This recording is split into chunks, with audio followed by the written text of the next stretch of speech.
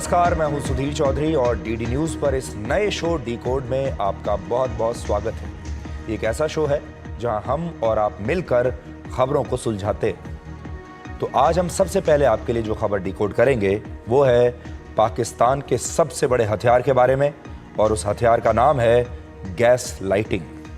जब पाकिस्तानी सेना अपना कोई हथियार नहीं चला पाई, तब वहां के प्रधानमंत्री शहबाज शरीफ और फील्ड मार्शल जनरल असीम मुनीर ने पूरी दुनिया के सामने झूठी कहानियां पेश करनी शुरू कर दी। और अब ये दोनों लोग बड़ी चालाकी से भविष्य के इतिहास को बदलने की कोशिश कर रहे हैं। अजरबैजान में जाकर शहबाज शरीफ ने एक बड़ा खुलासा किया है कि 9 और 10 मई की रात को पाकिस्तान ने फैसला किया था कि वो सुबह 4:30 बजे नमाज के बाद भारत पर एक बड़ा हमला करेगा।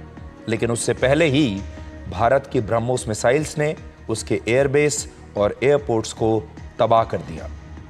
इसके बाद आज आपको ये बताएंगे कि दुनिया के सबसे शक्तिशाली नेता और सबसे शक्तिशाली उद्योगपति की दोस्ती कैसे टूटी। दुनिया के सबसे अमीर उद्योगपति इलॉन मस्क ने अपने प्रिय मित्र राष्ट्रपति डोनाल्ड ट्रंप की टीम से इस्तीफा दे दिया है। और आज हम इन दो शक्तिशाली लोगों की दोस्ती को आपके लिए डिकोड करेंगे और आपको बताएंगे कि 4 महीने में ही ऐसा क्या हुआ कि इलॉन मस्क का डोनाल्ड ट्रंप से मोहभंग हो गया। वैसे भी दो शक्तिशाली लोगों के बीच दोस्ती आजकल बड़ी मुश्किल हो गई है। और आखिर में आपको स्कूलों में पढ़ाए जाने वाले एनसीईआरटी के नए सिलेबस के बारे में बताएंगे, जिसमें अब स्कूली बच्चों की किताबों में कोविड, डिजिटल इंडिया और स्वच्छ भारत के बारे में पढ़ाया जाएगा। लेकिन आज का नया शब्द आपके लिए जो है वो है गैस लाइटिंग। इस शब्द को आप ध्यान से सुनिएगा। आप में से बहुत सारे लोगों ने इसके बारे में पढ़ा होगा, बहुत सारे लोगों को नहीं पता होगा। ये शब्द है गैस लाइटिंग। इसका मतलब होता है जो हुआ नहीं उसे सच मानना, या जो सच है उस पर शक करना।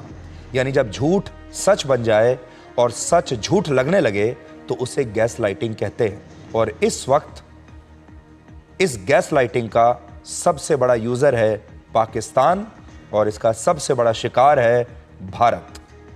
पाकिस्तान भारत से युद्ध में हारकर भी दुनिया में अपनी जीत की गैस लाइटिंग कर रहा है, लेकिन भारत को जीत कर भी दुनिया में अपनी जीत का प्रचार करना पड़ रहा है।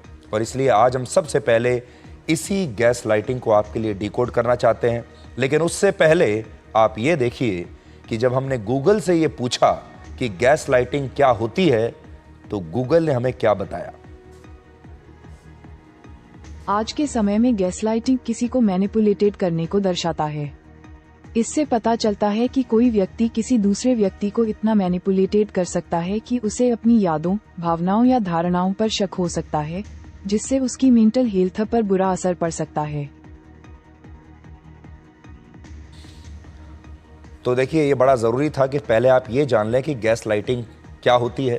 गैस लाइटिंग ऐसी चीज़ है जब आप अपने ऊपर ही शक करने लगते हैं, अपनी धारणा पर शक करने लगते हैं, अपने विचारों पर शक करने लगते हैं, अपने इतिहास पर शक करने लगते हैं, अपनी उपलब्धि पर ही शक करने लगते हैं। ऐसा रिश्तों में भी होता है कई बार।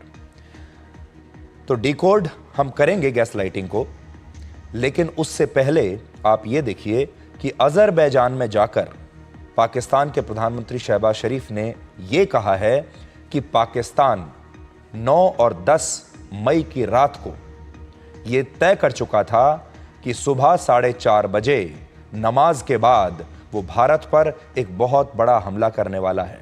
लेकिन भारत ने इस हमले से पहले ही ब्रह्मोस मिसाइल से पाकिस्तान पर हमला कर दिया और उसके एयरबेस और कई एयरपोर्ट्स को नष्ट कर दिया। ये एक बहुत बड़ी बात कही है पाकिस्तान के प्रधानमंत्री ने, और उन्होंने पूरी दुनिया को यह बताया है कि 9 और 10 मई की रात को पाकिस्तान तय कर चुका था कि अगले दिन सुबह 4:30 बजे वो भारत पर एक बड़ा हमला करने वाला है। लेकिन भारत ने उससे पहले ही अपनी ब्रह्मोस मिसाइल पाकिस्तान पर चला दी।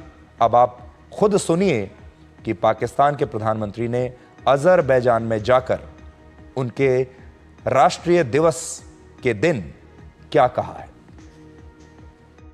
We had decided that at 4:30 in the morning after Fajr prayers, Pakistan armed forces, led very ably by our Field Marshal, Chief Army Staff sitting here, Syed Asim Munir, to teach a lesson to our enemy. But before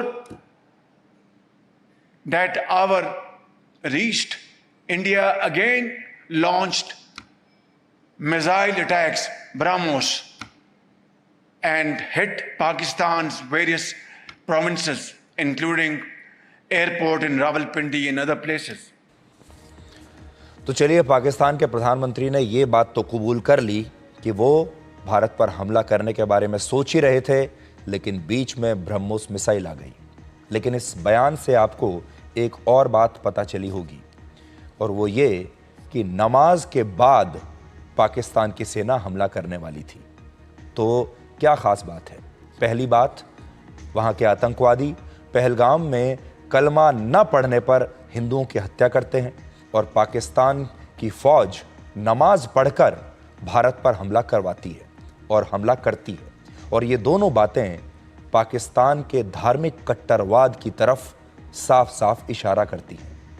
जब वो कहते हैं कि हम पहले नमाज पढ़ेंगे और नमाज के साथ फिर भारत पर हमला करेंगे, ये होता है धार्मिक कट्टरवाद।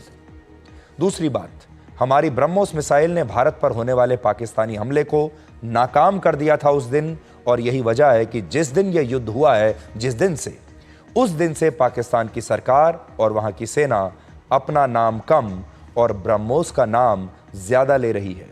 ब्रह्मोस भारत में रशिया के साथ मिलकर बनाई गई made in India supersonic cruise missile है, जिसमें ब्रह्म का मतलब है भारत की ब्रह्मपुत्र नदी और मोस का मतलब है रशिया की मॉस्कवा नदी, इसलिए इसको कहते हैं ब्रह्मोस। इसके अलावा सनातन धर्म में ब्रह्मा का अर्थ भगवान ब्रह्मा या ब्रह्मांड की सर्वोच्च शक्ति भी होता है, और इसी शक्ति ने पाकिस्तान को नमाज के बाद हमला करने से रोक दिया। अब आप ये देखिए कि पाकिस्तान कैसे पूरी दुनिया में गैस लाइटिंग कर रहा है। 28 मई 2025 को जब अजरबैजान में नेशनल डे मनाया जा रहा था, इस मौके पर कई देशों के राष्ट्राध्यक्ष, मंत्री और प्रतिनिधि वहां पर मौजूद थे। तब पाकिस्तान के प्रधानमंत्री शहबाज शरीफ ने इस मंच का इस्तेमाल भारत के खिलाफ झूठ और दुष्प्रचार फैलाने के लिए किया। इस कार्यक्रम में प्रधानमंत्री शहबाज शरीफ ने सबसे बड़ा झूठ ये बोला कि भारत के हमले में आतंकवादी नहीं बल्कि पाकिस्तान के आम लोग मारे गए हैं। आज मैं अपने साथ एक तस्वीर लेकर आया हूं जो 8 मई 2025 की है, और इस तस्वीर में आप पाकिस्तानी सेना के साथ एक बड़े आतंकवादी हाफिज अब्दुल रऊफ को देख पाएंगे, जो एक घोषित अंतर्राष्ट्रीय आतंकवादी है। ये देखिए, ये वो तस्वीर है जो मैं अपने साथ आज लेकर आया हूं, और यहां आप देख सकते हैं ये उसका वीडियो है। हाफिज अब्दुल रऊफ आपको यहां नजर आ रहा है। ये एक मशहूर अंतर्राष्ट्रीय आतंकवादी है, और पाकिस्तान ने भी इसे आतंकवादी घोषित किया हुआ है। 7 मई को जब भारत ने पाकिस्तान में 9 आतंकवादी ठिकानों पर हमले किए, तब इनमें एक कैंप आतंकवादी हाफिज सईद का था जो मुरीदके में है, और इस कैंप में मारे गए आतंकवादियों के लिए जो जनाजा निकाला गया, उसमें पाकिस्तान की सेना के साथ साथ ये आतंकवादी हाफिज अब्दुल रऊफ भी मौजूद था, जिससे ये साबित होता है कि भारत ने सिर्फ आतंकवादियों को निशाना बनाया था, और पाकिस्तान के प्रधानमंत्री शहबाज शरीफ ने अजरबैजान में साफ साफ झूठ बोला है, और वो गैस लाइटिंग कर रहे हैं। ये तस्वीर आपके सामने है, मुरीदके में आतंकवादियों का अड्डा। आतंकवादियों के अड्डे का हमने क्या हाल किया, ज़रा आप यहाँ देख लीजिए। लेकिन ये तस्वीर आप देखिए, इसका एक स्टिल मेरे हाथ में है जो मैं लेकर आया हूँ तस्वीर, और ये उसका वीडियो है।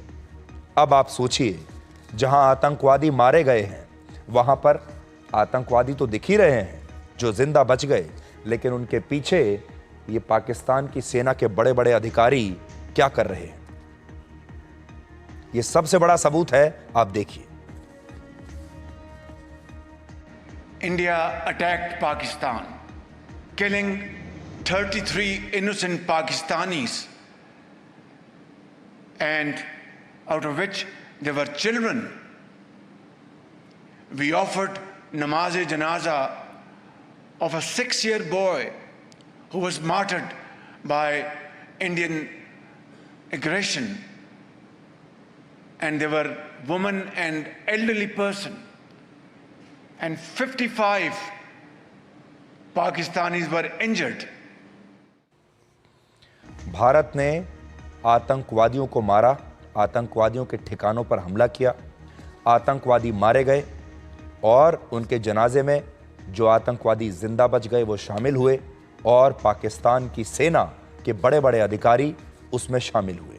ये तस्वीर पूरी दुनिया को देखनी चाहिए और शहबाज शरीफ जो साफ झूठ बोल रहे हैं उस झूठ को एक्सपोज करना चाहिए। शहबाज शरीफ ने वहां यह भी कहा कि सीज फायर की पहल भारत की तरफ से हुई थी और वहां के आर्मी चीफ जनरल असीम मुनीर ने शहबाज शरीफ को 10 मई की सुबह 9 बजे फोन पे बताया कि भारत युद्ध को रोकना चाहता है और इसी के बाद पाकिस्तान ने सीज फायर के लिए अपनी सहमति दी। लेकिन यह भी बहुत बड़ा झूठ है। सच यह है कि ये इतना बड़ा झूठ पाकिस्तान के प्रधानमंत्री पूरी दुनिया के सामने बोल रहे हैं और पाकिस्तानी सेना और शहबाज शरीफ के बयान में खुद ही बहुत बड़ा विरोधाभास है। पाकिस्तानी सेना के प्रवक्ता और लेफ्टिनेंट जनरल अहमद शरीफ चौधरी ने तब कहा था कि भारत ने 7 मई के हमले के बाद पाकिस्तान से संपर्क किया था और बाद में 10 मई को पाकिस्तान के डीजीएमओ ने खुद भारतीय सेना के डीजीएमओ से हॉटलाइन पर संपर्क किया। लेकिन प्रधानमंत्री शहबाज शरीफ अब कह रहे हैं कि 10 मई को ही भारत की तरफ से पहले फोन आया और फिर पाकिस्तान ने सीज फायर के लिए यह सहमति दे दी। यानी आप देखेंगे कि पाकिस्तान में जो अलग अलग लोग हैं उनकी टाइम लाइन मैच नहीं कर रही। जो प्रधानमंत्री हैं वो अलग झूठ बोलते हैं, जो आर्मी चीफ हैं वो अलग तरीके का झूठ बोलते हैं, उनके जो बाकी नीचे के लोग हैं जो प्रेस ब्रीफिंग कर रहे हैं वो अलग झूठ बोलते हैं। तीनों में ऐसा लगता है कि कोई सहमति नहीं है और तीनों ने मिलकर रिहर्सल नहीं की, तीनों ने मिलकर स्क्रिप्ट को पढ़ा नहीं है, या फिर ये समझ लीजिए कि इन तीनों को अलग अलग स्क्रिप्ट दी गई है। इसीलिए ये तारीख भी अलग बताते हैं, बातें भी अलग बताते हैं और इनके हर एक के बयान में विरोधाभास है। किसी का भी बयान एक दूसरे से मैच नहीं करता। अब आप सुनिए। We attacked Indian military installations, not civilians. That's the stark comparison between us and them. They went for innocent civilians, martyred them. We went for their military installations and gave them a befitting reply. By 9 a.m. in the morning, Field Marshal rang me again and said, Prime Minister, India has approached Pakistan for a ceasefire. What are your instructions? I said, Field Marshal, Allah Almighty has given us a victorious day, a glorious victory. Now let us accept this request of India for a ceasefire because we believe in peace. We want ceasefire. We want this war to be averted at all costs. तो शहबाज शरीफ के हसीन सपने हैं ये। लगता है रात में कोई सपना उन्हें आया होगा और सपने में उन्होंने ये देखा होगा कि भारत ने सीज फायर के लिए उन्हें फ़ोन किया है और यहाँ आपने देखा होगा शहबाज शरीफ शांति की बात कर रहे हैं। शांति जो शब्द है ये तो उनके मुंह से अच्छा ही नहीं लगता। आप सोच रहे होंगे कि शहबाज शरीफ और पाकिस्तान की सेना में से किसका बयान सही है, तो असल में ये दोनों ही बयान गलत हैं और भ्रामक हैं और पाकिस्तान लगातार झूठ बोल रहा है। अगर वो सच बोल रहा होता तो उसके सच के इतने सारे अलग अलग वर्जन्स बाजार में नहीं होते। सच ये है कि उस दिन पाकिस्तान के डीजीएमओ ने भारत के डीजीएमओ को फोन किया, संपर्क किया और ये कहा कि हम सीज फायर करना चाहते हैं। दोनों के बीच दोपहर 3:35 पर बात हुई और इसके बाद सीज फायर का फैसला हुआ। आज हमारा सवाल यह है और पूरी दुनिया को इनसे यह पूछना चाहिए कि अगर ये सीज फायर नहीं करना चाहते थे तो इनके डीजीएमओ ने, पाकिस्तान के डीजीएमओ ने भारत के डीजीएमओ को क्यों फोन किया था? भारत के डीजीएमओ को फोन करना चाहिए था। ये कह सकते थे कि पहले आप फोन कीजिए। इनके डीजीएमओ ने भारत के डीजीएमओ को क्यों फोन किया फिर? और अगर नहीं किया था तो वो इसका खंडन करें कि हमारे डीजीएमओ ने फोन नहीं किया था। अजरबैजान के इसी मंच से शहबाज शरीफ ने एक और झूठ ये बोला कि इस युद्ध में पाकिस्तान ने भारत के 6 विमानों को नष्ट किया है, जिनमें 4 रफाल फाइटर जेट्स हैं। Ladies and gentlemen, we had to respond in defense of Pakistan, and within no time, our formidable Air Force downed 6 Indian planes, 4 Rafale French-made planes, 1 MiG-29 and another plane, and then a drone. And we conveyed a message to India that Pakistan is a very peace-loving country, wants to promote peace and progress and prosperity in the region. But if come to the point of attacking Pakistan, then we will respond with fullest might. जब पीठ पीछे आपके दुश्मन मिलकर आपके खिलाफ षड्यंत्र रचते हैं तो क्या होता है, ये अभी आपने देखा। और इसीलिए आज हम ये सारी बातें आपको दिखा रहे हैं। भारत की पीठ के पीछे जब दुश्मन देश एक साथ मिलते हैं, षड्यंत्र रचते हैं, एक साथ झूठ बोलते हैं तो कैसा होता है। जब शहबाज शरीफ ये कह रहे थे कि हमने भारत का इतना नुकसान कर दिया, तो देखिए वहाँ बैठे लोग कैसे तालियां बजा रहे थे। शहबाज शरीफ और वहाँ के आर्मी चीफ ने लगता है रास्ते में ही स्क्रिप्ट बना ली थी और एक दूसरे को बता दिया था कि वहाँ क्या झूठ बोलना है। कहते हैं सच हमेशा एक रहता है, लेकिन झूठ को बार बार अपना रंग रूप बदलना पड़ता है। इसके अलावा झूठ बोलने वाला व्यक्ति अपनी बातों में कभी स्थिर नहीं रहता, कभी कुछ कहता है, कभी कुछ कहता है, और उसे अपनी ही कही बातों को याद रखना मुश्किल हो जाता है, और यही उसकी सबसे बड़ी कमजोरी बन जाती है। और ये बात शहबाज शरीफ और पाकिस्तान पर बिल्कुल फिट बैठती है। 7 मई को भारत के ऑपरेशन सिंदूर के बाद शहबाज शरीफ ने पाकिस्तान की नेशनल असेंबली में, यानी वहां की संसद में कहा कि उनकी सेना ने 3 रफाल लड़ाकू विमानों को नष्ट किया। अब उन्होंने इस 3 की संख्या को 4 कर दिया है। अब कहते हैं कि 4 विमानों को उन्होंने मार गिराया है, 4 रफाल उन्होंने मार गिराए हैं। देखिए, हमारे उकाब, झपटे और आनन फानन 5 जहाज, जिनमें 3 राफेल, उनको मार कराया और उनको ऊंधे मुंह वो कश्मीर पर जाकर गिरे, बठिंडा में जाके गिरे। Our formidable air force downed 6 Indian planes, 4 Rafale French-made planes, 1 MiG-29 and another plane, and then a drone. 7 मई को कुछ और कहा, 28 मई को कुछ और कहा, और अभी आप देखिएगा शायद 3-4 दिन के बाद कुछ और कहेंगे। शहबाज शरीफ की उम्र वैसे तो 73 वर्ष है, और हम समझ सकते हैं कि इतनी उम्र में शायद उन्हें पुराने झूठ को याद करने में बड़ी मुश्किल हो रही है। कई लोगों की इस उम्र में याददाश्त कमज़ोर हो जाती है, और इस वजह से शहबाज शरीफ से झूठ बोलने में शायद ये गलती हो गई होगी। हालांकि युद्ध के दौरान जब पाकिस्तान के रक्षा मंत्री ख्वाजा आसिफ से ब्रिटेन के एक टीवी चैनल पर भारत के रफाल लड़ाकू विमानों को नष्ट करने के सबूत मांगे गए थे, तब उन्होंने कहा था कि ये सारे सबूत तो सोशल मीडिया पर मौजूद हैं, जाइए सोशल मीडिया पर देख लीजिए। लेकिन क्या आपको पता है कि सोशल मीडिया पर उस समय कौन से सबूतों की वो बात कर रहे थे?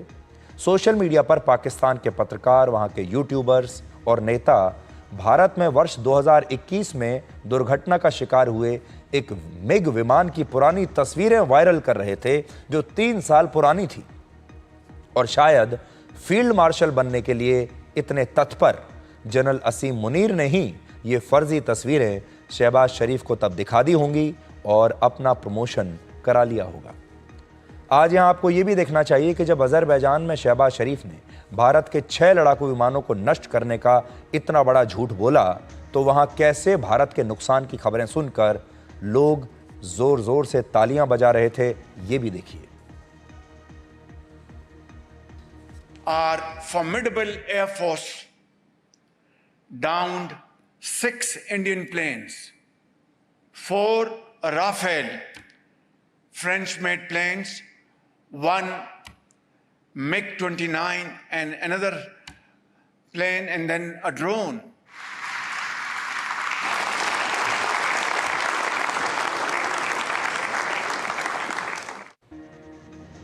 दुश्मनों को अगर पहचानना हो तो ये वीडियो देख लीजिए। ये है टीम पाकिस्तान। अब आप ये सोचिए कि जिस तरह भारत के नुकसान के बारे में सोचकर अजरबैजान में तालियां बज रही हैं, उसी तरह से हमारे अपने देश में भी कुछ लोग हमारे नुकसान के बारे में जानना चाहते हैं और नुकसान पर तालियां बजाने के लिए तैयार बैठे हैं। हमारे देश में कितने नेता और लोग ऐसे हैं जो सिर्फ यही जानना चाह रहे हैं पहले दिन से कि भारत का इस युद्ध में कितना नुकसान हुआ है और भारत ने कितने लड़ाकू विमान गंवा दिए, ताकि ये लोग भी उन लोगों की तरह बैठकर तालियां बजा सकें। इसलिए भारत की स्थिति ये है कि बाहर बैठकर भी उसके दुश्मन षड्यंत्र कर रहे हैं और अंदर बैठकर भी एक वर्ग ऐसा है जो षड्यंत्र कर रहा है। झूठ की एक और कमजोरी ये होती है कि उसमें तमाशा बहुत होता है। झूठ जब बोलते हैं तो उसके लिए चिल्लाना पड़ता है, जोर जोर से तमाशा करना पड़ता है, और ये तमाशा दिखता कैसा है वो अब आप अपनी स्क्रीन पर देखिए। ये तस्वीरें उस वक्त की हैं जब शहबाज शरीफ ने अपने भाषण के दौरान जनरल असीम मुनीर को खड़े होने के लिए कहा और तालियां बजवाई उनके लिए और कहा कि वो पाकिस्तान की जीत के असली हीरो हैं। जरा देखिए। Our Chief of Staff, who's sitting here in the first, Field Marshal, could you kindly stand up, and I would like to introduce you to the...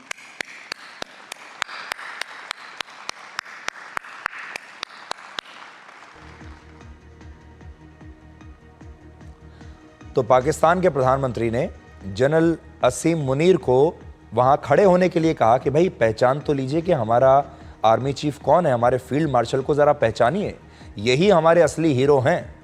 और जब जनरल असीम मुनीर के लिए वहां तालियां बज रही थीं तब वो काफ़ी असहज दिख रहे थे। चेहरे पर कोई ख़ास कॉन्फिडेंस और मुस्कुराहट नहीं थी। और ऐसा मुख्य रूप से तब होता है जब आपको ऐसी उपलब्धि का श्रेय लेने के लिए कह दिया जाए जो असल में आपकी उपलब्धि है ही नहीं। चेहरा लटका हुआ है जनरल असीम मुनीर का, क्योंकि वो जानते हैं कि जिन उपलब्धियों के लिए तालियां बजाई जा रही हैं ये उपलब्धियां झूठी हैं, ये काल्पनिक हैं। झूठ के अलावा इसमें कुछ नहीं है, क्योंकि उनकी अंदर की जो अंतरात्मा है वो तो जानती है कि सारी दुनिया झूठ बोल रही है। और जनरल मुनीर के साथ भी ऐसा ही हुआ होगा जब उन्हें खुद अपने आप से ये सवाल वो पूछ रहे होंगे कि इस झूठी वाहवाही का आखिर क्या फ़ायदा है। क्योंकि अगर वो वाकई में युद्ध जीते होते तो इन तालियों और तारीफ़ के लिए वो असहज ना होते और ना ही इन तालियों और तारीफ़ से इतने खुश होते, बल्कि वो अपनी खुशी उस समय दिखाते। उनका चेहरा कुछ अलग ही होता, उस समय चेहरे का जो नूर है वो अलग होता अगर वो जीते होते तो।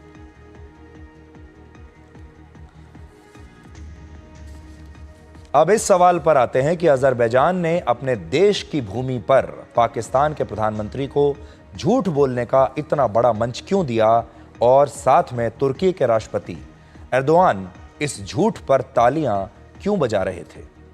इस गठबंधन को समझने के लिए आपको तुर्की के राष्ट्रपति एर्दोआन का ये पोस्ट देखना चाहिए, जिसमें उन्होंने अपने साथ पाकिस्तान के प्रधानमंत्री शहबाज शरीफ और अजरबैजान के राष्ट्रपति इल्हाम एलियेव के एक वीडियो पर यह लिखा है कि ये तीनों देश भाई भाई हैं और ये तीनों देश एक ही सभ्यता से आते हैं और इनके आदर्श भी एक ही हैं।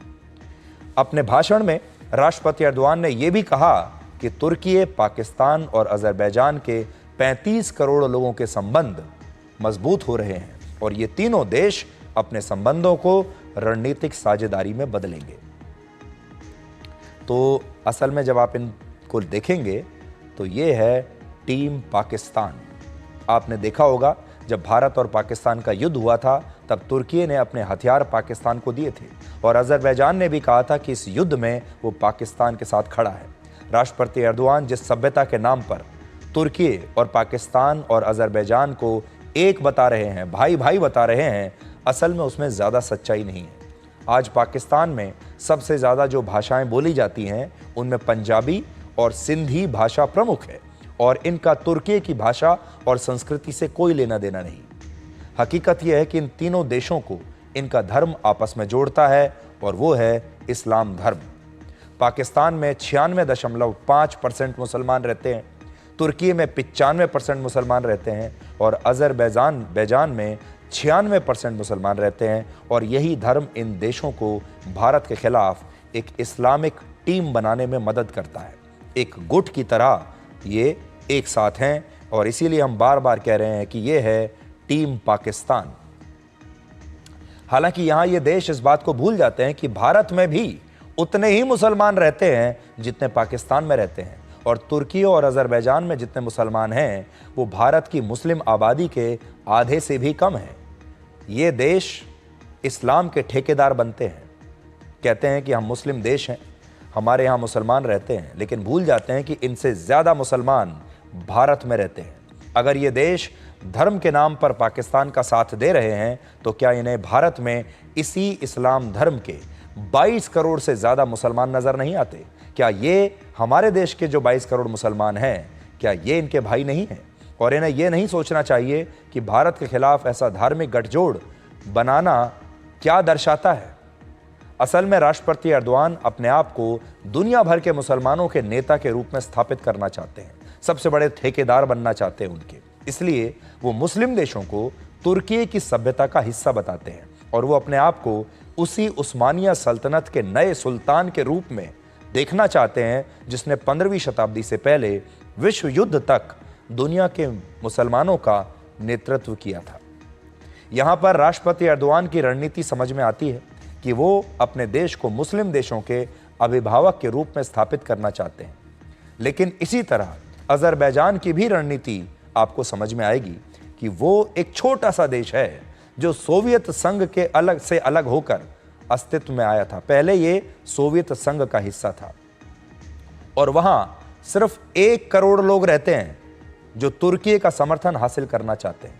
लेकिन आप पाकिस्तान के बारे में ज़रा सोचिए, जिसकी आबादी तुर्की से लगभग 3 गुना है, जो तुर्की से भी हज़ारों साल पुरानी भारतीय सभ्यता का हिस्सा है और जहां हड़प्पा, मोहनजोदाड़ो और तक्षशिला जैसे प्राचीन शहर हैं, वो पाकिस्तान अपने आप को बेशर्मी से और सिर्फ भारत का विरोध करने के चक्कर में तुर्की सभ्यता का हिस्सा मान रहा है।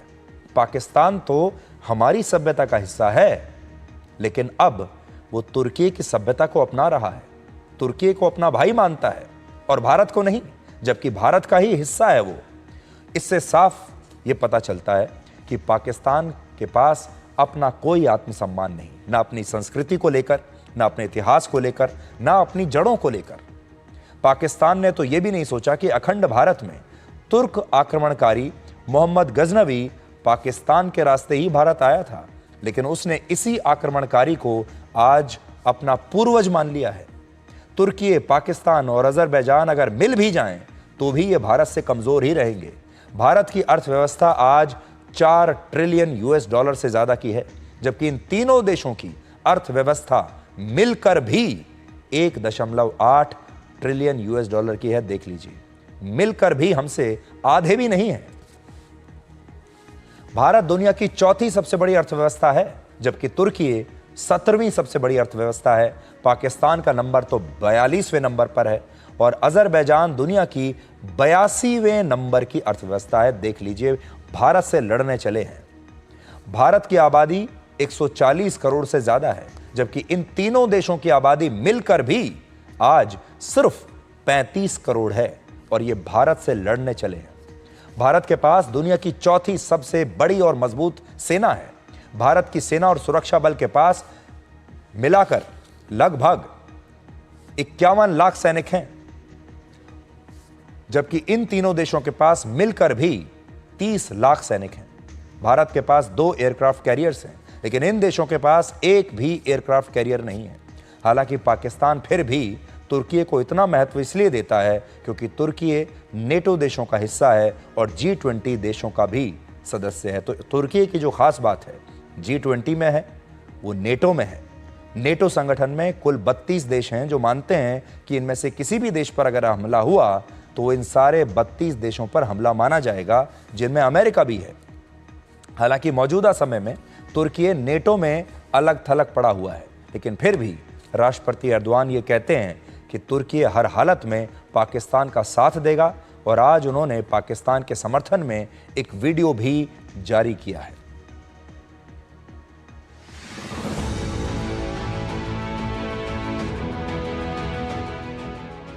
Karşılıklı sevgi, saygı ve güvene dayanan aynı medeniyet ikliminden beslenen ortak idealleri paylaşan 3 kardeş ülkeyiz.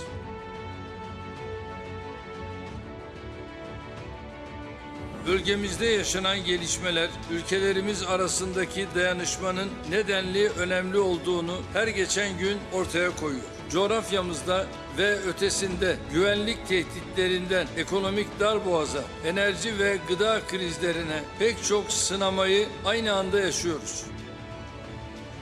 Bu zorluklar karşısında dayanışma ve ortak hareket kabiliyetimizin geliştirilmesini bir seçim değil, zaruret olarak görüyoruz. İnşallah üçlü işbirliğimizi çok daha ileri noktalara taşıyacak, halklarımıza yeni eserler kazandıracağız.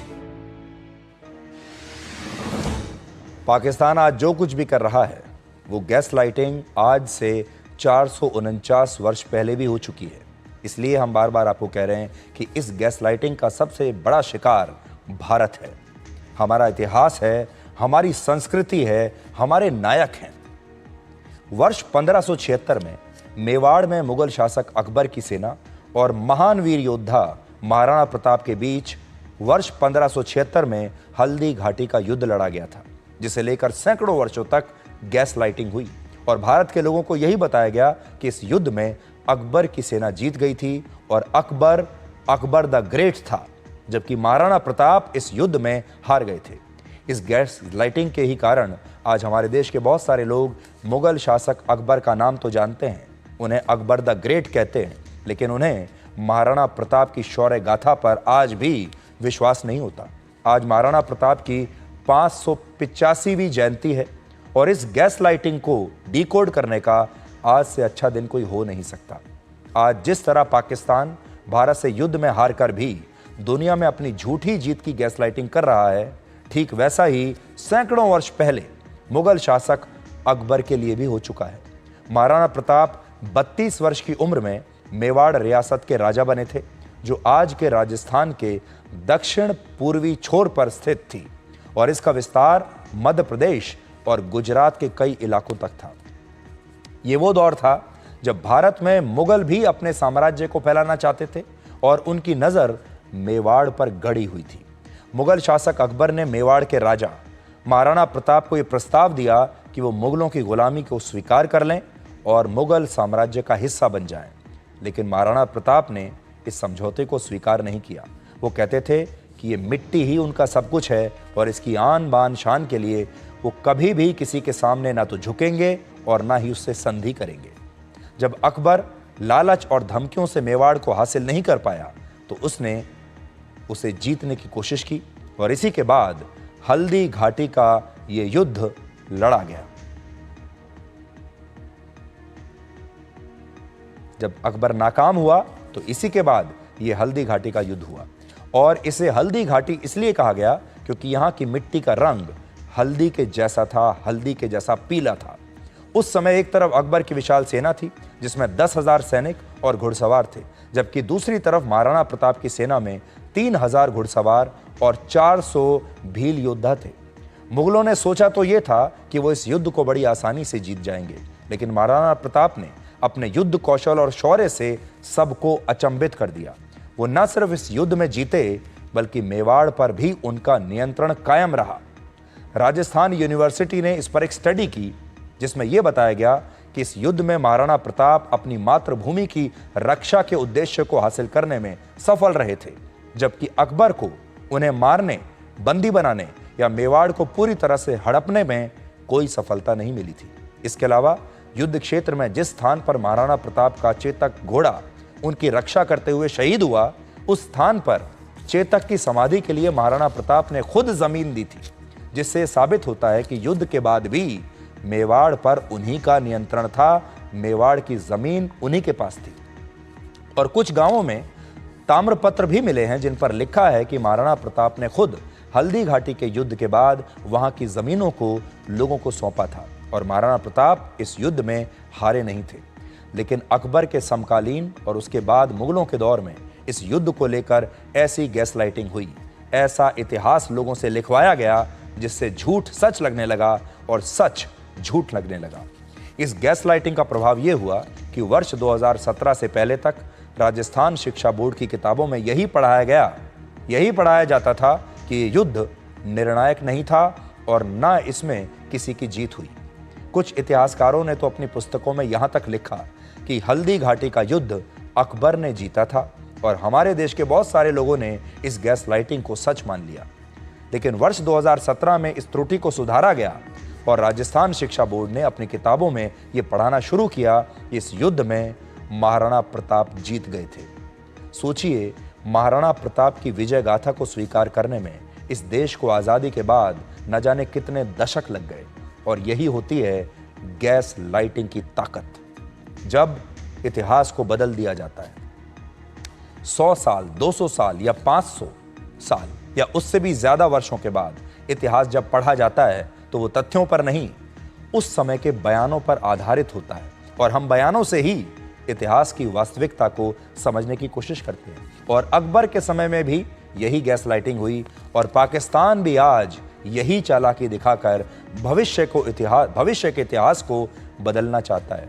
आज से 20 साल बाद, 50 साल बाद जब इस युद्ध के बारे में उस समय के लोग पढ़ेंगे, उस समय के युवा और छात्र पढ़ेंगे, तो उस इतिहास में जो कुछ शहबाज शरीफ आज कह रहे हैं ये भी दर्ज होगा, क्योंकि आज तो डिजिटल युग है। जब आप इंटरनेट पर सर्च करने के लिए जाएंगे तो शहबाज शरीफ का ये बयान भी आपको देखने को मिलेगा। पाकिस्तान के field army chief Asim Munir का बयान भी आपको देखने को मिलेगा, जिसमें वो झूठे दावे कर रहे हैं कि हम जीत गए थे। और उस समय जो युवा इस इतिहास को पढ़ेंगे, आज से 50 साल बाद उनके मन में एक शंका जरूर आएगी और वो शायद ये सोचने लगेंगे कि कहीं पाकिस्तान जीता तो नहीं था। अकबर को अकबर द ग्रेट बनाने में एक बड़ी भूमिका हमारे अपने देश के सरकारों की रही है। क्या आपको पता है कि वर्ष 2021 में एनसीईआरटी की किताब की इतिहास की किताब में अकबर का जिक्र 58 बार था, बाबर का जिक्र 14 बार था, हुमायूं का जिक्र 12 बार था, लेकिन महाराणा प्रताप का जिक्र सिर्फ 2 बार था। और ये बात मैं अपनी तरफ से नहीं कह रहा, बल्कि हमने एनसीईआरटी की इस किताब को खुद पढ़ा है और उसके कुछ अंश आज मैं अपने साथ लेकर आया हूँ। ये वो किताब है, ये देखिए जो आपको मैं दिखा रहा हूँ, इस किताब की मैं बात कर रहा हूँ। आवर पास्ट्स इस किताब का नाम है और ये टेक्स्ट बुक है हिस्ट्री की, जो स्कूलों में 7वीं कक्षा में पढ़ाई जाती है। छोटे बच्चों को हम क्या पढ़ा रहे हैं देखिए। और ये सब कुछ जब आप देखेंगे तो बार बार अकबर के बारे में, बार बार बाबर के बारे में, बाबर अकबर, अकबर बाबर, और उन्होंने क्या क्या बनाया, उन सब इमारतों की तस्वीरें। पूरी किताब में अगर आप देखेंगे तो अकबर, बाबर, मुगल सल्तनत, यही सब है। हुमायूं। आज हमें महान योद्धा महाराणा प्रताप की जयंती पर दुख के साथ ये कहना पड़ता है कि हमारे देश में 251 जगह, सड़क और इलाकों के नाम आज भी अकबर को समर्पित हैं, जबकि महाराणा प्रताप के नाम पर ना के बराबर जगहों के नाम हैं। और हमें लगता है कि इतिहास ने महाराणा प्रताप की शौर्य गाथा के साथ न्याय नहीं किया, इंसाफ नहीं किया। आज अगर इस गैस लाइटिंग को खत्म करना है तो आपको हमारी मदद करनी होगी और हल्दी घाटी के युद्ध का असली सच देश के तमाम लोगों तक पहुंचाना होगा। और इसके लिए आप उन्हें हमारा आज का ये विश्लेषण दिखा सकते हैं।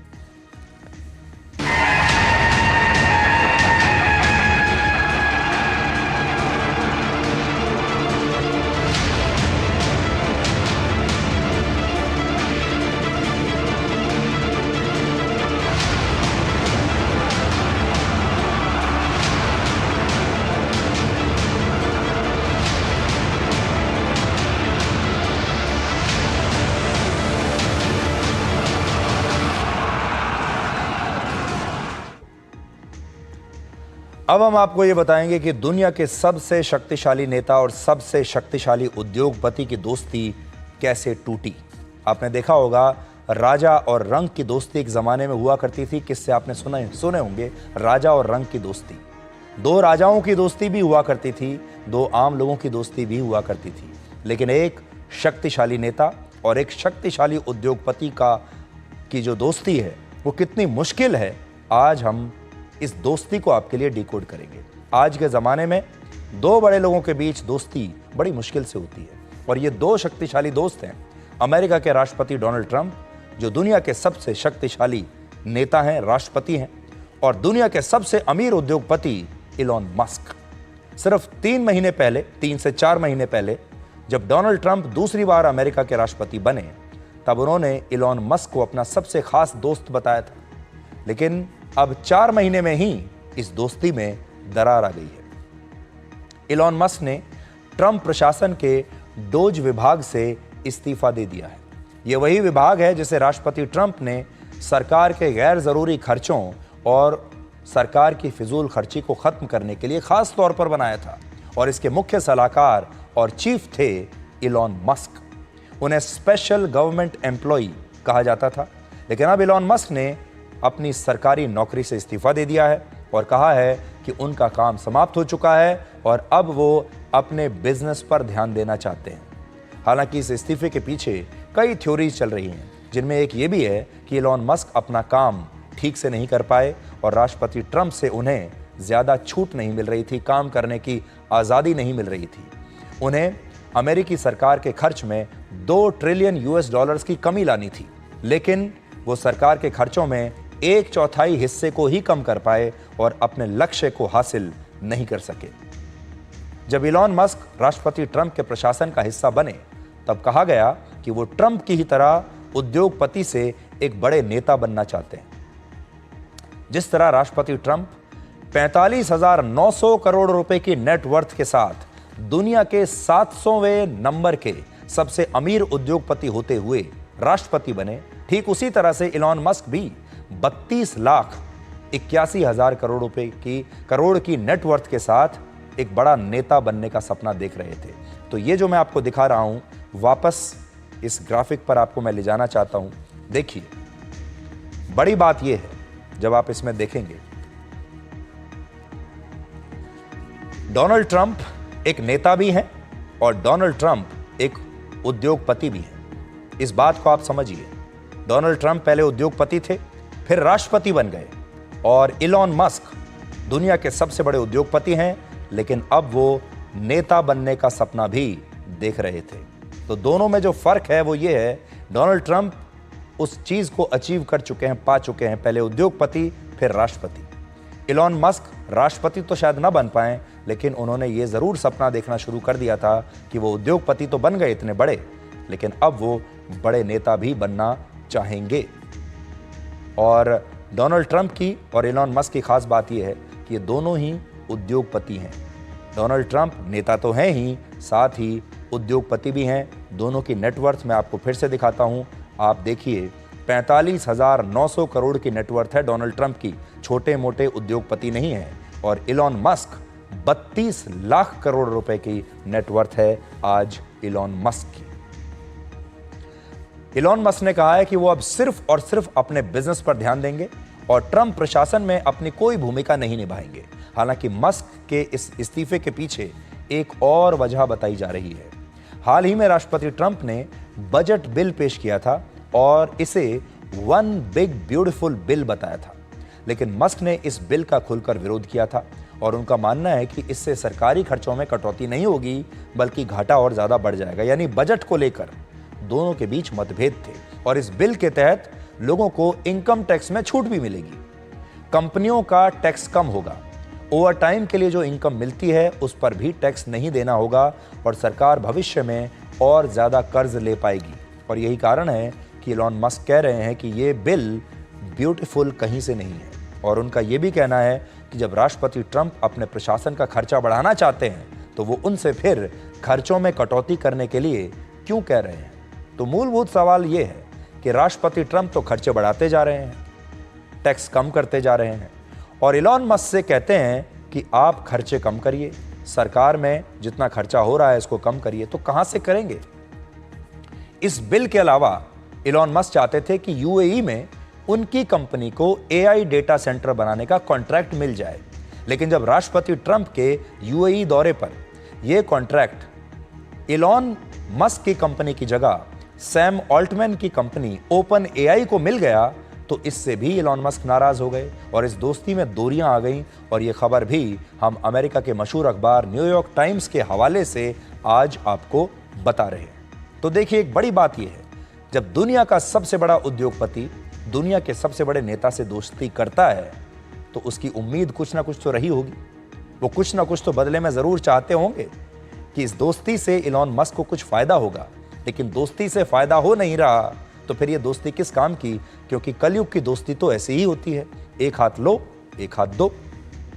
राष्ट्रपति ट्रंप के कुछ फैसलों पर इलॉन मस्क अपना विरोध पहले भी जता चुके हैं और ट्रंप के टैरिफ को लेकर भी इलॉन मस्क खुश नहीं थे और उन्होंने अमेरिका और यूरोप के बीच जीरो टैरिफ पर एक प्रस्ताव दिया था, लेकिन ट्रंप ने इस प्रस्ताव को माना नहीं, खारिज कर दिया। इसके अलावा अमेरिकी राष्ट्रपति डोनाल्ड ट्रंप के सामने इलॉन मस्क और उनके विदेश मंत्री मार्क रूबियो के बीच 6 मार्च को कैबिनेट मीटिंग में एक बहस हो गई थी और मस्क ने मार्को रूबियो पर आरोप लगाया था कि वो अपने डिपार्टमेंट में स्टाफ की कटौती नहीं कर पाए हैं।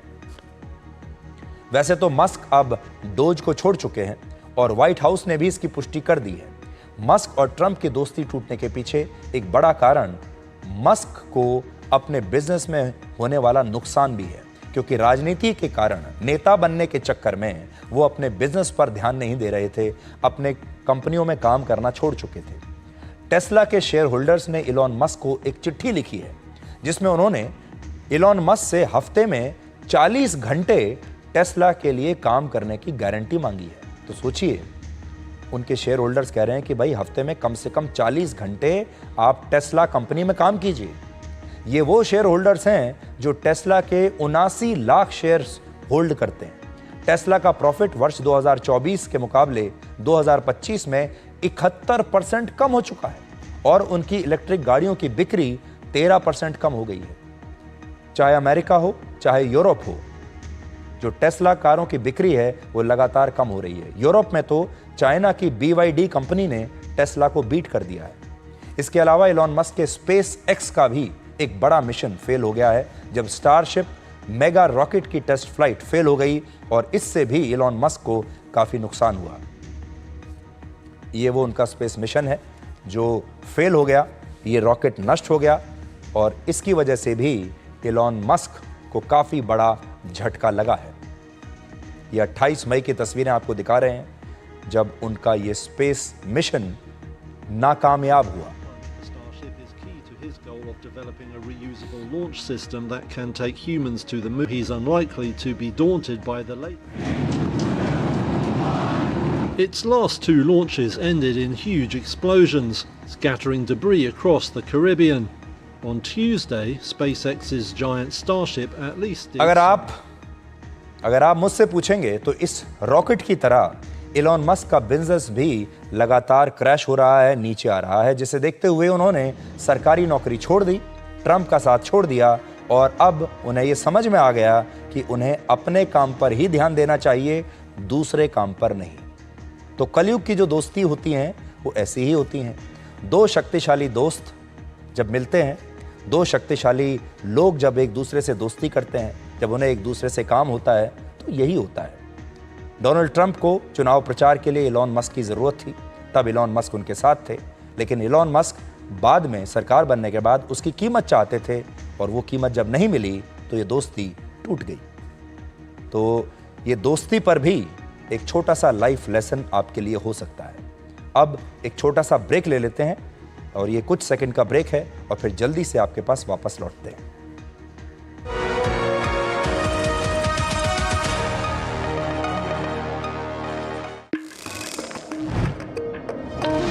कौन है जो देश की वायरिंग को सेफ बनाता है? कौन है जो देश की वायरिंग को इको फ्रेंडली बनाता है?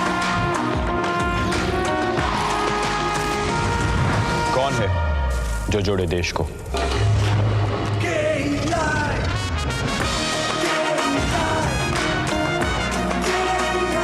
विकसित भारत का विकसित बायर।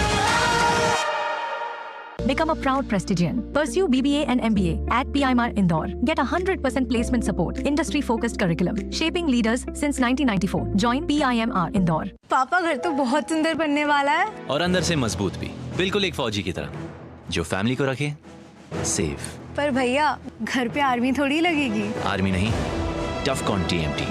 देश के लिए आर्मी, घर के लिए टफकॉन TMT। एक ही बात है, टफकॉन TMT।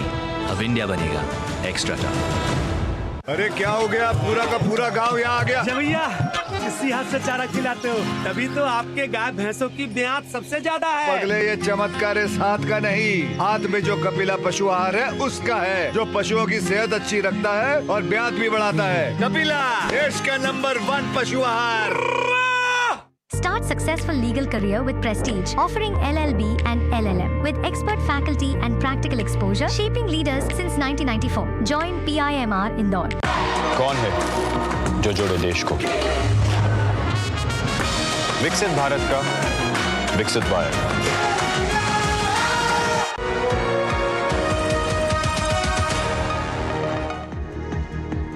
तो आपके लिए भी एक छोटा सा ब्रेक हो गया और अब दोबारा से खबरों को डीकोड करने का सिलसिला शुरू करते हैं। अब हमारा अगला विश्लेषण हमारे देश के माता पिता और उनके बच्चों के लिए है, क्योंकि अब स्कूलों में पढ़ाए जाने वाले NCERT का सिलेबस बदलने वाला है। NCERT बच्चों के लिए एक नए तरह का सिलेबस लेकर आई है, जिसमें पहली से लेकर 12वीं कक्षा तक के छात्रों के लिए 7 नए टीचिंग मॉड्यूल्स जोड़े गए हैं। और ये न केवल पढ़ाई को आसान बनाएंगे, बल्कि बच्चों की सोच, उनकी समझ और उनके स्किल्स को भी निखारेंगे। तो अगर आपके घर में, परिवार में छोटे बच्चे हैं जो स्कूल जाते हैं, तो ये खबर आपके लिए है। तो अब नए सिलेबस में जो पहला मॉड्यूल है वो है डिजिटल इंडिया का, जिसमें छोटे बच्चों को डिजिटल भुगतान करने के बारे में सिखाया जाएगा। डिजिटल पेमेंट जैसे UPI ऐप चलाना, टेक्नोलॉजी को कहानियों के जरिए समझाना और साथ ही डिजी लॉकर, आधार और आयुष्मान भारत जैसे प्लेटफॉर्म से कैसे जुड़ना है, ये बच्चों को सिखाया जाएगा और पढ़ाया जाएगा। यानी अब स्कूल से ही बच्चे ये पढ़कर निकलेंगे कि कैसे डिजिटल पेमेंट्स करनी है, कैसे अलग अलग डिजिटल प्लेटफॉर्म्स से जुड़ना है, अपना आधार कार्ड कैसे बनवाना है और बाकी की जो चीज़ें सारी चल रही हैं डिजिटल इंडिया पर, उनके बारे में स्कूल से ही बच्चों को पढ़ाया जाएगा। तो बच्चे पहले दिन से ही स्मार्ट होंगे। दूसरा मॉड्यूल है मेंटल हेल्थ का। आजकल के बच्चे पढ़ाई और परीक्षा के दबाव से संघर्ष करते हुए कभी कभी निराश हो जाते हैं। आपने भी देखा होगा, आपके घर में भी परीक्षा की बड़ी टेंशन रहती है। लेकिन अब ऐसे बच्चों की मदद की जाएगी और उन्हें नेशनल मेंटल हेल्थ हेल्पलाइन, जिसका नाम है टेली मानस, उसका उपयोग करके उन्हें अपनी भावनाओं पर काबू करना सिखाया जाएगा और उन्हें बताया जाएगा कि जब पढ़ाई करनी है तो पढ़ाई उत्सव की तरह होनी चाहिए। पढ़ाई में टेंशन का, स्ट्रेस का, तनाव की कोई जगह नहीं है। पढ़ाई को एंजॉय कैसे करना है, हंसते खेलते कैसे पढ़ना है, ये बताया जाएगा। इसके बाद जो अगला मॉड्यूल है वो है लोकतंत्र और चुनाव का। लोकतंत्र और चुनाव भी इस पाठ्यक्रम का हिस्सा है। भारत दुनिया का सबसे बड़ा लोकतंत्र कैसे बना, लोकतंत्र क्या होता है, चुनावों को कैसे इतने बड़े लोकतंत्र में सफलतापूर्वक करवाया जाता है, ये सब बच्चों को सिखाया जाएगा, ताकि आगे से जब हमारे देश के लोकतंत्र पर कोई सवाल उठाए तो इन बच्चों को पहले से पता होगा कि उसका जवाब क्या है। इस नए सिलेबस में कोविड के बारे में भी पढ़ाया जाएगा, जिसमें कोविड जैसे आपातकालीन हालात से निपटने के उपाय और सावधानियां सिखाई जाएंगी कि आगे भविष्य में अगर कोविड जैसी स्थिति इस देश में पैदा हो जाए, जो कि बिल्कुल असामान्य स्थिति है, तो ऐसे में क्या करना है, ये बच्चों को स्कूल से ही बताया जाएगा। स्वच्छ भारत के सिलेबस में स्वच्छता जादूगर नाम का एक कार्टून कैरेक्टर पेश किया गया है, जो डस्टबिन्स के रंग और उनके उपयोग को बड़े मजेदार ढंग से बच्चों को समझाएगा और उन्हें स्वच्छ भारत के लिए प्रेरित करेगा। उन्हें बताएगा कि कैसे अपने आसपास के पूरे माहौल को, अपने घर को, अपने मोहल्ले को, अपने शहर को, अपने देश को साफ रखना है। और इसी तरह खेल के टीचिंग मॉड्यूल में बच्चों को नीरज चोपड़ा जैसे खिलाड़ी, मनु भाकर जैसे खिलाड़ियों के बारे में पढ़ाया जाएगा, उनकी कहानियां बताई जाएंगी और खेलो इंडिया कार्यक्रम से भी उन्हें जोड़ा जाएगा। और अंत में इस देश की विरासत और विकास। बच्चों को काशी विश्वनाथ कॉरिडोर या कोणार्क मंदिर जैसे स्थलों के बारे में बताया जाएगा, उनका महत्व बताकर भारत की इतनी पुरानी समृद्ध संस्कृति और धरोहर पर कैसे गर्व करना चाहिए ये सिखाया जाएगा।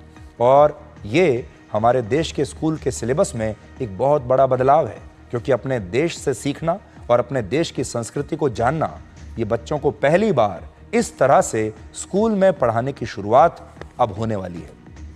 और एनसीईआरटी की इस पहल से ये संदेश साफ है कि शिक्षा अब बोझ नहीं है, एक उत्सव है। और अब कोई ये नहीं कहेगा कि पढ़ोगे लिखोगे तो बनोगे नवाब, खेलोगे कूदोगे तो बनोगे खराब। जब हम लोग स्कूल में पढ़ते थे तो हमें यही बताया जाता था कि अगर पढ़ोगे लिखोगे तो नवाब बन जाओगे, खेलोगे कूदोगे तो खराब बन जाओगे। हम यही पढ़ते पढ़ते सुनते सुनते बड़े हुए हैं। लेकिन अब की जो पीढ़ी है उससे ये कहा जाएगा कि पढ़ोगे लिखोगे तो बनोगे नवाब और खेलोगे कूदोगे तो भी बनोगे नवाब। ये अंतर है पुरानी पीढ़ी में और आज की पीढ़ी में। तो आज के लिए डिकोड में इतना ही। अब आपसे हमारी अगली मुलाकात होगी कल रात 9 बजे। तब तक आप खुश रहिए, सुरक्षित रहिए, स्वस्थ रहिए और हमेशा याद रखें, किसी को अधूरा पाने से बेहतर है उसे पूरा खो दिया जाए। नमस्कार।